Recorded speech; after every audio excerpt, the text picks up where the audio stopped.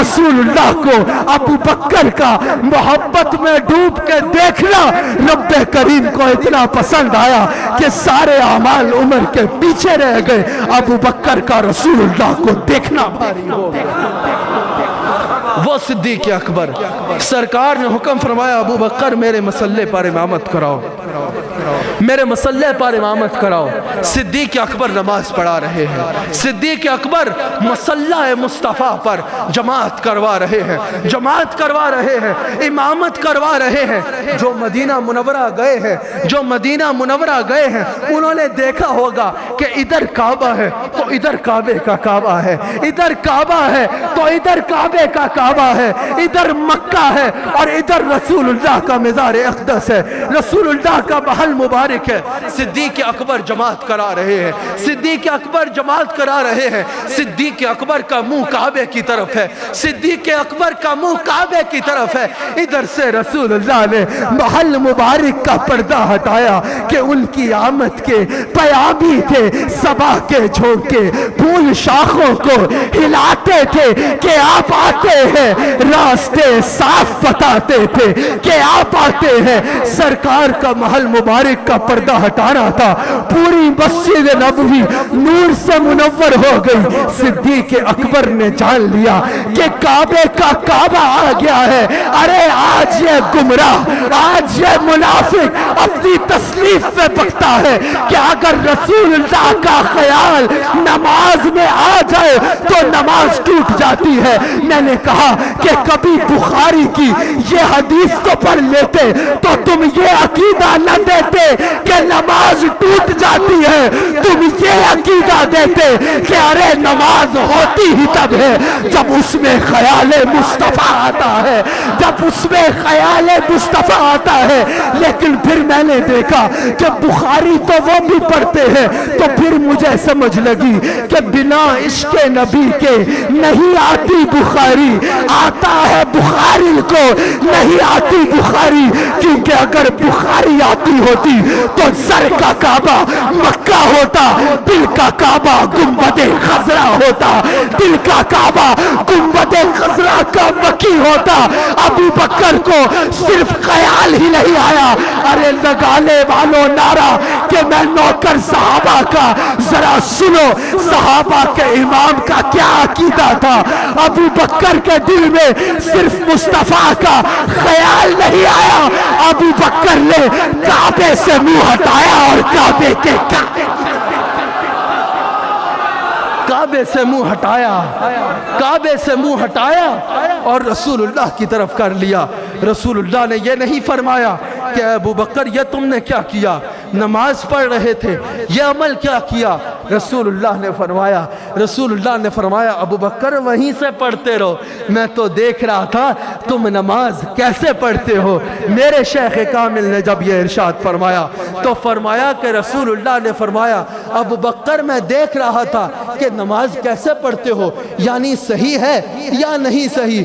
میری طرف منہ کرنے نے ثابت کر دیا کہ تمہاری نماز صحیح ہے، وہیں سے پڑھاتے رہو، وہیں سے پڑھاتے رہو۔ سرکار نے، صحابہ نے عبادات میں کیسے سرکار کو حاکم مانا اور کیسے ماننا چاہیے۔ سرکار نے صحابی کو طلب فرمایا، آتے ہوئے تاخیر ہو گئی، سرکار نے فرمایا تاخیر کیوں ہوئی، تاخیر کس بات کی وجہ سے ہوئی۔ عرض کی یا رسول اللہ نماز پڑھ رہا تھا۔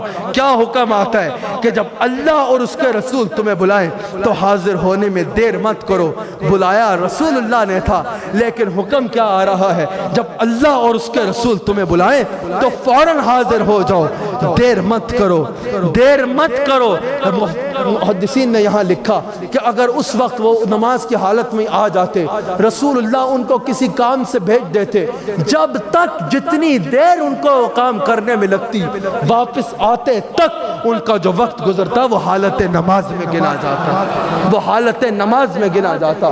سرکار کیسے حاکم ہے، ہمیں نظر آتا ہے کہ سرکار کا دربار اقدس لگا ہوا ہے، ایک شخص حاضر ہوتا ہے، عرض کرتے ہیں یا رسول اللہ کچھ ایسا عمل کر بیٹھا، کچھ ایسا عمل ہو گیا مجھ سے جس کی وجہ سے روزہ جاتا رہا، جس کی وجہ سے میرا روزہ جاتا رہا۔ سرکار نے فرمایا جاؤ 60 روزے رکھو۔ یا رسول اللہ ایک نہیں رکھ پایا، 60 کتنے رکھا گا؟ سرکار نے فرمایا جاؤ اس کا کفارہ دو، 60 روزہ رکھو۔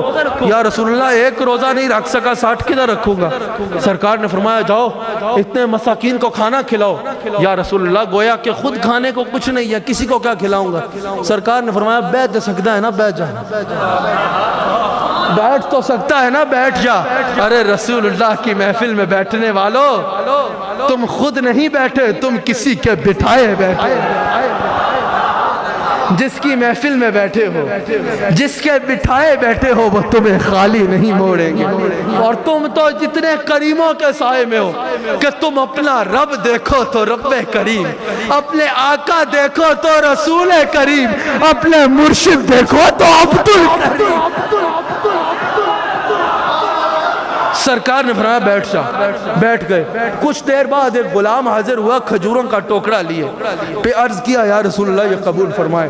سرکار نے قبول فرمایا، قبول فرمایا اور فرمایا کہاں ہے وہ شخص جو کفارہ ادا کرنا چاہتا تھا پر اس کی طاقت نہیں رکھتا تھا؟ حاضر ہوا، عرض کی میں ہوں یا رسول اللہ۔ سرکار نے فرمایا اتنا تو کر سکتا ہے نا، یہ اٹھا اور جا کے مساکین کو بانٹ دے، اٹھائے ان کو کھجوروں کو، جا مساکین میں بانٹ دے، اللہ کریم تیرا کفارہ قبول فرما لے گا۔ ان او کدے کھجوراں ور تکے کدے سرکار نو دیکھے، کبھی کھجوروں کو دیکھے، کبھی عطا کو دیکھے، سرکار کو دیکھے، کبھی عطا کو دیکھے، کبھی دستے عطا کو دیکھے، کبھی دستے عطا کو دیکھے۔ عرض کی یا رسول اللہ یہ کھجوریں مساکین میں بانٹنی ہے تو کفارہ ادا ہوگا؟ سرکار نے فرمایا ہاں۔ عرض کی یا رسول اللہ آپ سے بڑھ کے کون جانتا ہے پورے مدینہ منورہ میں مجھ سے بڑھ کر مسکین ہی کوئی نہیں، مجھ سے بڑھ کے مسکین ہی کوئی نہیں۔ کوئی اور ہوتا تو غصے ہوتا، ڈانٹ دیتا۔ اگر مولانا فیصل سے کوئی ایسا کرے تو یہ تپ جائیں گے، یہ اس کو ڈانٹ کے بولیں گے ارے پہلے تو روزہ توڑا، اب کفارہ بھی خود کھانے کے چکر میں ہے۔ سرکار نے یہ نہیں فرمایا، سرکار مسکرانا شروع ہو گئے۔ سرکار نے فرمایا چک کھجورا، خود بھی کھا، بچوں کو بھی کھلا، تیرے روزے کا معاملہ میں جانوں اور میرا رب جانے۔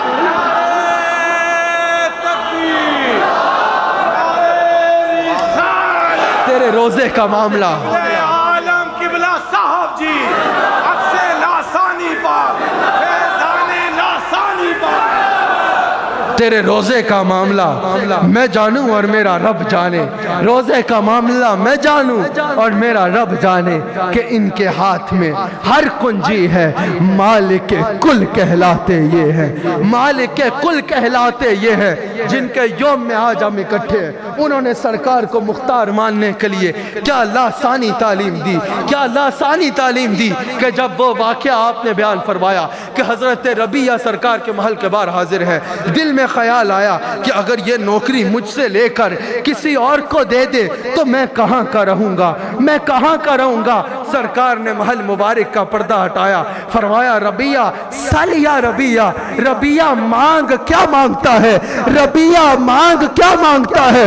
سنو خواجہ عبد الکریم کے شہزادے نے کیا تشریف فرمائی، سنو شیخ لاسانی نے کیا ارشاد فرمایا، سنو ہمارے مرشد کے مرشد نے کیا ارشاد فرمایا۔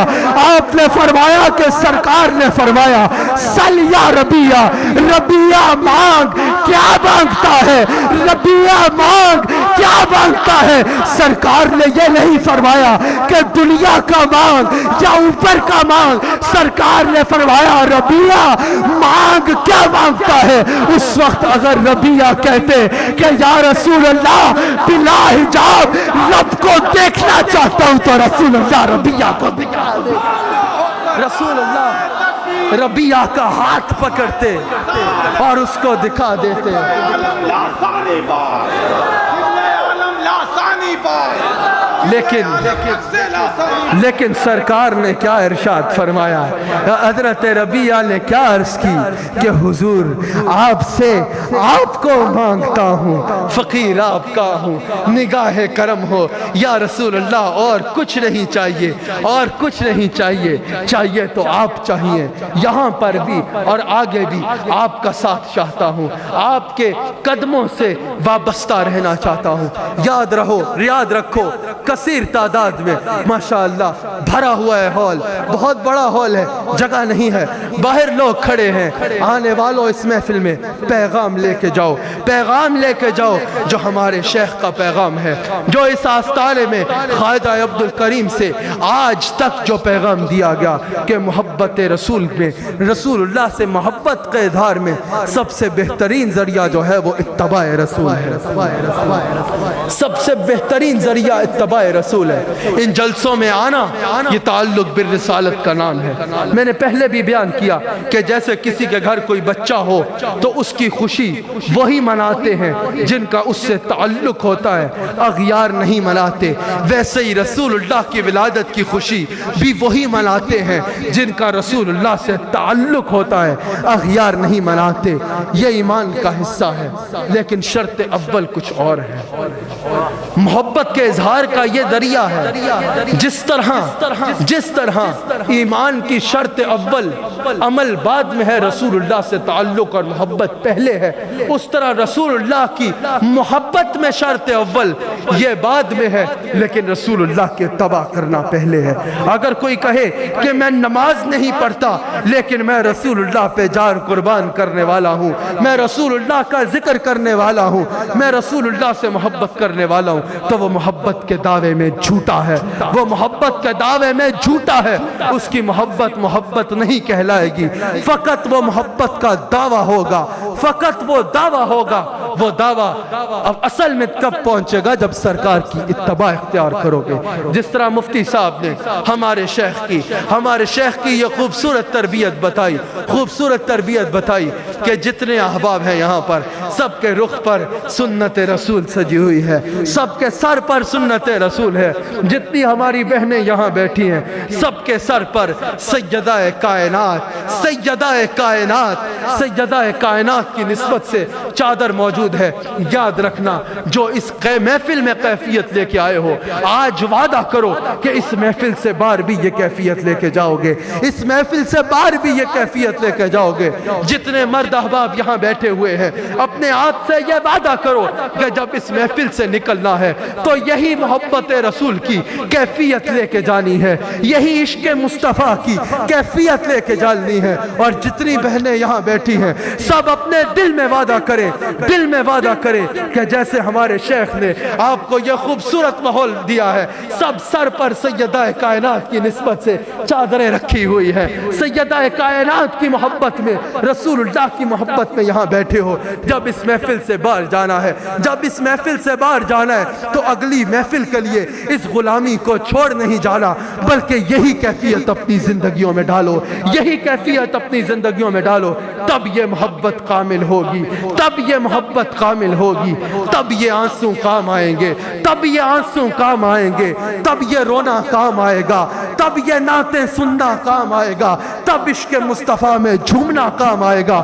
جب مردوں تم رسول اللہ کی سیرت کو سر سے لے کر پیر تک اپناؤ گے، اور عورتوں جب تم سیدہ کائنات کی سیرت کو سر سے لے کر پیر تک اپناؤ گی۔ اللہ کریم ہم سب کو سرکار کی اتباع عطا فرمائے، عطا فرمائے۔ چشتی صاحب کہہ رہے ہیں، چشتی ہیں، ان کو سر کے بغیر مزہ نہیں آتا، جس دن سے آقا کی دہلیز پہ آ گئے، کہہ رہے ہیں کہ دو شعر بھی پڑھو، آپ نے سننے ہیں، آپ نے سننے ہیں، آپ نے نہیں سننے۔